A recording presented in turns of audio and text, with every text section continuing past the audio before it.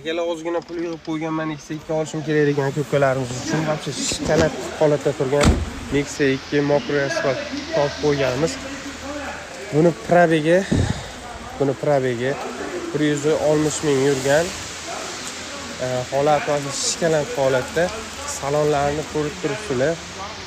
Ideal, hech qayerda hech qanaqa ishi yo'q. Erda berda kraskasi bor. Akalar buni narxini chiroyli qilib beramiz. Vikipga olmoqchi bo'lganlar bo'lsa, Vikipga ham chiroyli narxda qilib beramiz. Narxga Vikipga kimga mashina kerak bo'lsa, sras telefon qilaverasizlar.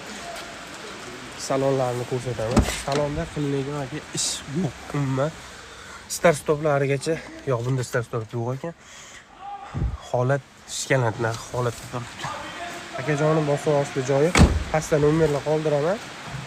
O'tib obuna bo'lib qo'ysangiz, bundan o'zlarini qo'yib boramiz. Akalar narxi 60 million so'm.